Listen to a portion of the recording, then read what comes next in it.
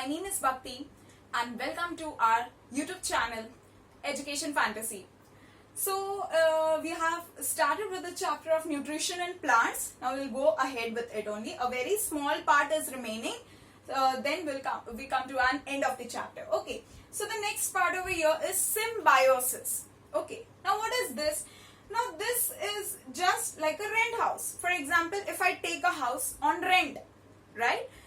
I will live inside that house, but I will have to offer some money in return to the owner of the house. Okay, so if you are the owner of the house and I am the person who wants to live in your house, then I can live inside your house, but you will have to give, then I can live in your house, but I will have to give you some money, right? So this exchange offer is there in the case of a rent house. Same is applicable over here also in symbiosis.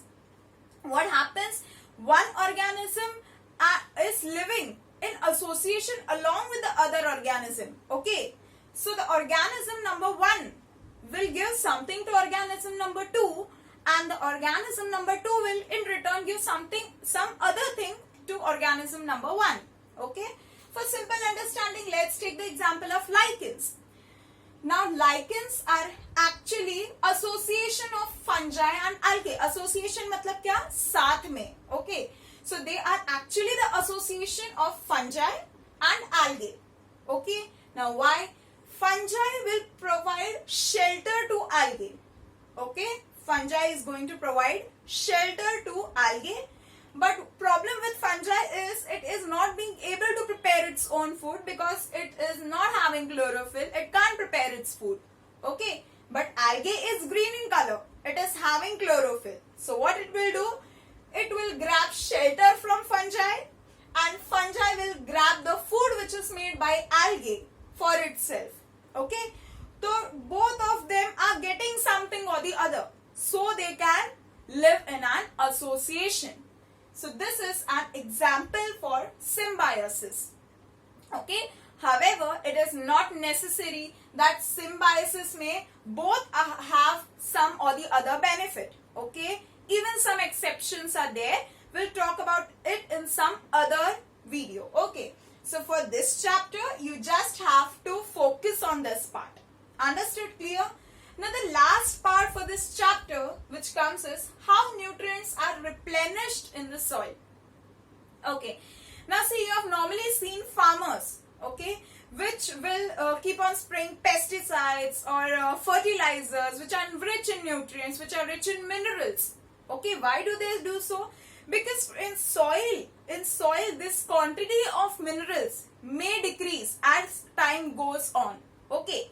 But they want a good yield. Farmers want a good yield of plants. Okay, उनके plants जो है वो बहुत quantity में grow होने चाहिए, so that they can get something from it, some profit from it. Okay, so for that purpose they keep on adding these fertilizers. These are mineral rich fertilizers which give potassium, nitrogen, phosphorus. Okay, so all these go inside the plant so that the plant is having enough quantity. उसके पास जितना चाहिए उतना ये minerals है. Okay, so for this the nutrients so in this way the farmers introduce these nutrients inside the soil. Okay, in their farm. Now what about rhizobium? Now here in your textbook one more thing is written for rhizobium. Now what is rhizobium? Rhizobium is nothing but the nitrogen fixing bacteria, okay, which is present inside the soil. So again the same process goes on because nitrogen is present in a very large quantity inside the atmosphere. What will happen? This nitrogen is taken in by rhizobium. Okay, rhizobium takes in that nitrogen, it further processes it in such a way that this plant will be able to get absorbed. Okay, so this rhizobium also what happens? This rhizobium therefore lives in association with such plants. Okay, rhizobium will always live in association with these plants, in the roots of these plants. Basically in roots of these plants Now there are also specific plants. Which plants? Roots of leguminous plants. Roots of leguminous plants. Now what are these leguminous plants? Leguminous plants are the plants which give out pulses. For example, chickpeas, dals, these all come under pulses. Okay. So whichever plants gives out these pulses, they are called as leguminous plants. Okay. These rhizobium, which are the nitrogen fixing bacteria, therefore live in association, or you can say they live in the roots of these leguminous plants. Okay. So here also you can see a thing. Plant is giving shelter to rhizobium bacteria. वो एक bacteria है. Okay. So जो plant है, it is allowing the bacteria to live inside its roots. तो rhizobium को shelter मिल गया. But in turn में वो plant को क्या दे रहा है? It is giving nitrogen, which is very important for the plant because plant cannot get nitrogen from anywhere. Okay, it will have to depend on rhizobium. So this is also a type of relationship which you can see in the environment. Okay, so basically biosphere is just depending on one another. In some or the other way, you will depend on some or the other organism. For example, even we human beings, we depend on plants.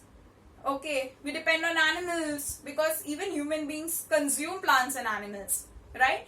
Even the food made by plants is directly or indirectly will be consumed by some other organism, right? So this is what is the beauty of our biosphere. This is the beauty of the diversity of our biosphere.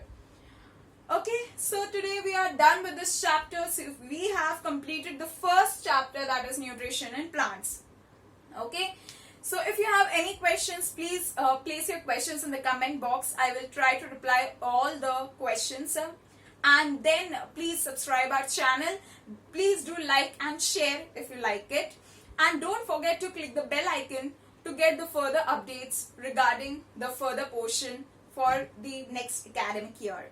Thank you.